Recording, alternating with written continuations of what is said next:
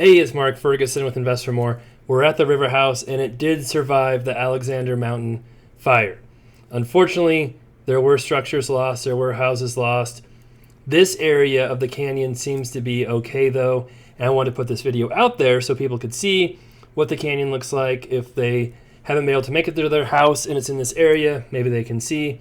But we're on Jasper Lake Road, which is about a half-mile west of the Cherry Store, and we also have footage going up the canyon and going up the canyon a little farther. Not much farther, but just a little bit farther.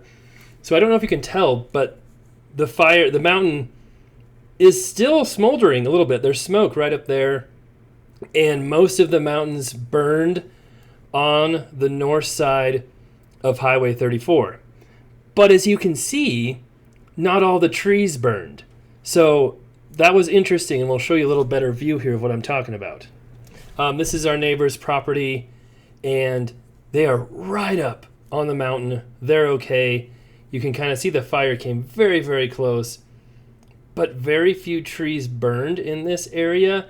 Now we went a little farther west, and there was more damage, more trees burning. We still didn't see any houses that looked like they had damage.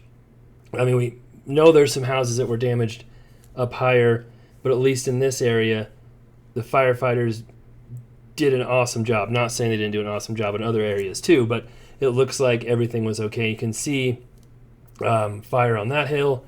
We had our cameras going up until Tuesday when they cut the power, and we could kind of see that fire on that hill too. Tons of smoke. And then after the cameras got cut, obviously we didn't really know what was going on. There wasn't much aerial footage. There wasn't a lot of things we could see.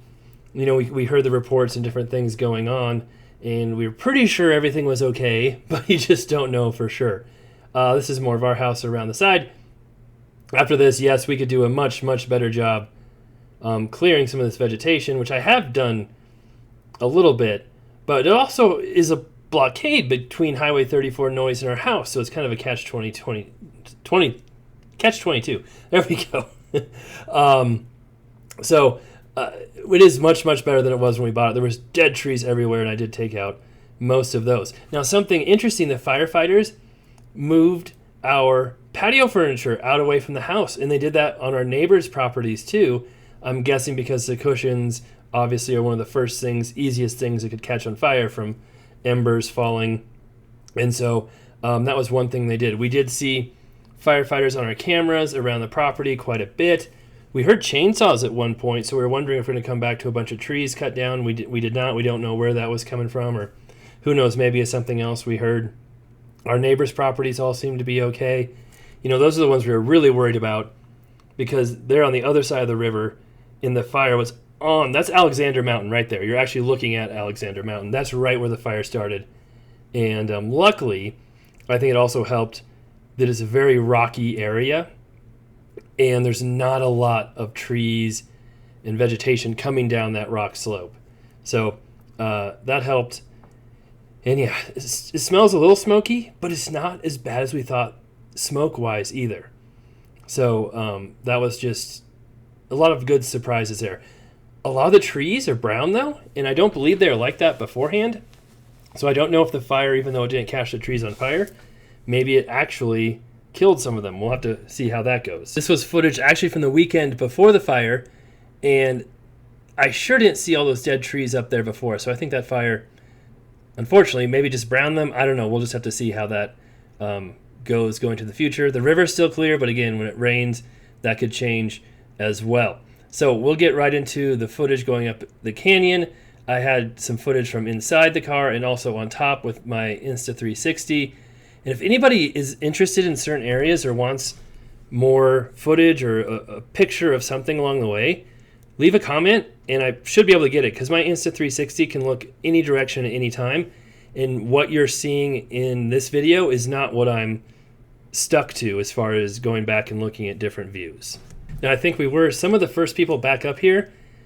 They had said, or there was a rumor, they're going to open it back up at 12 on Monday, August 5th. And lots of the other evacuation orders were lifted. And so we actually headed up there before that. And they lifted the evacuation at noon just a little bit before we got there. You did have to show ID, proof you're a resident or, own the property up there. And then after we showed that, they even called in, got confirmation from somewhere else that we're supposed to be up there, and they allowed us through. So they're definitely not just allowing anybody to go up there. And this is a view. I know it's a little bit weird. The 360 camera is a little bit distorted. If I had just done a single lens, it looks better, but then I couldn't have looked in all kinds of different areas. It would have just been fixed in one spot. The canyon looks so much better than we thought it would.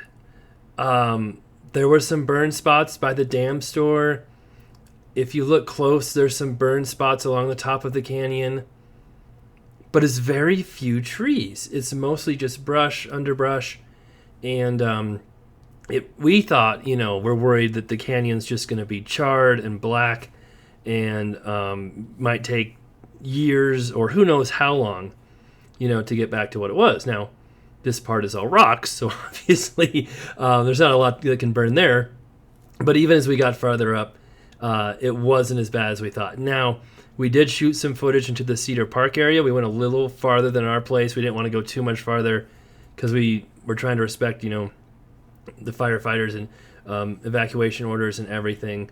But we just went a little bit farther just in case people wanted to see, property up there.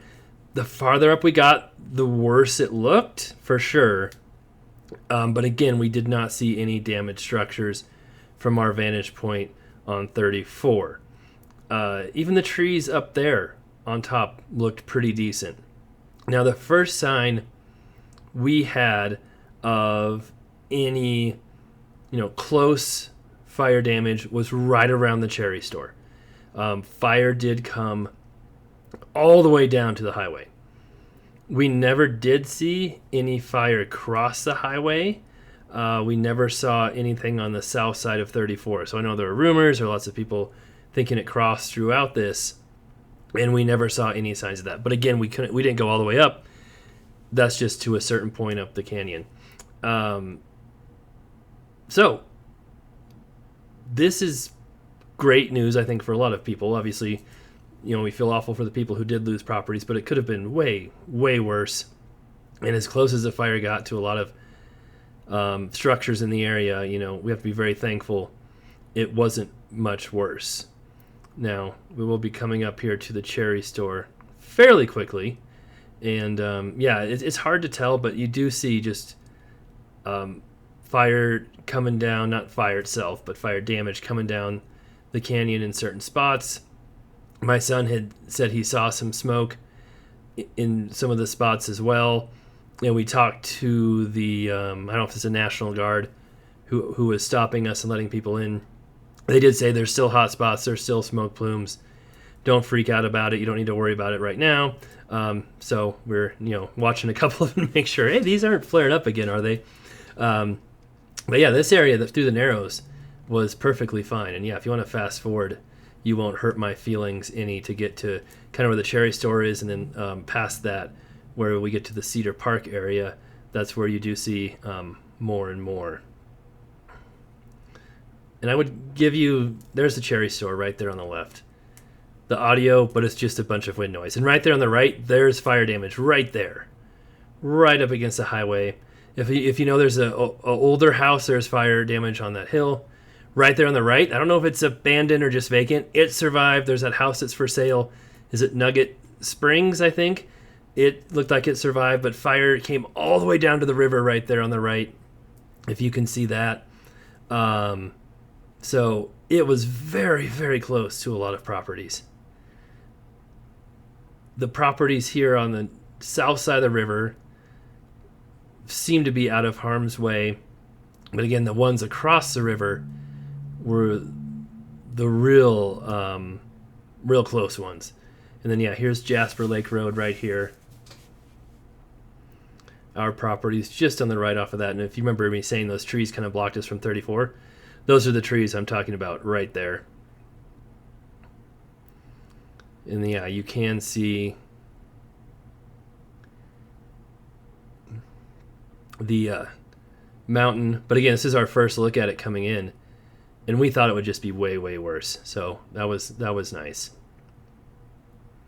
Of course, for a while there, we thought the house might be gone and all the houses around us would be gone. And obviously that did not happen. We're very thankful for that too. All right, now this is heading back to the west farther. So this is up towards Cedar Park or Cedar Grove. There's so many cedars up here, sorry. We didn't go off any of the back roads. We didn't go off of 34 at all. So we weren't, we're just trying to stick real close to where we were and just went up this spot a little bit more to show people who are interested in this area. They also placed dumpsters along the road for spoiled food because power was out from Tuesday until this morning, Monday. So for almost a week, our cameras came back on around 11 a.m. this morning, so that was a good sign. And then reassurance that the property was still there too. So again, all of these looked okay.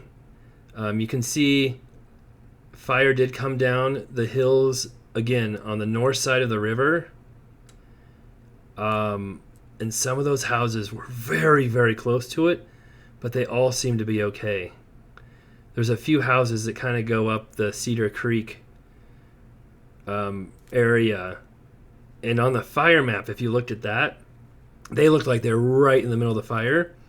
But right up that road to the right there, they all look to be okay too, even though the fire was right around them, all around them. And then you can see some trees were starting to get burned in this area. A lot of them turned brown.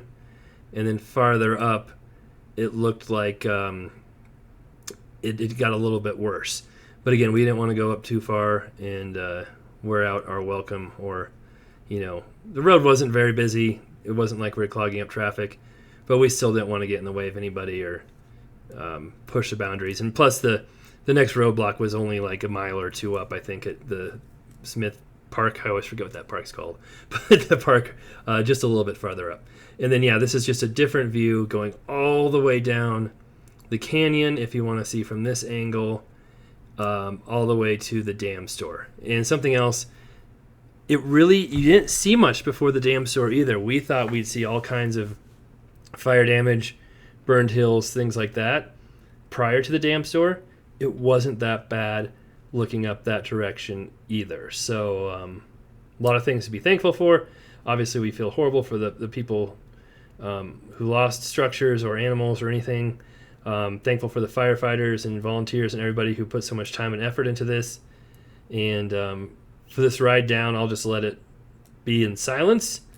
And thanks for watching. Appreciate it. If you have any comments, questions, let me know. And if you do want a different angle or close-up of something, if you have a question about property damage, let me know, and I can try to find it and somehow send it to you. And hopefully we are done with wildfires for a while. We don't have any floods for a while, knock on wood, and everyone can keep enjoying the canyon.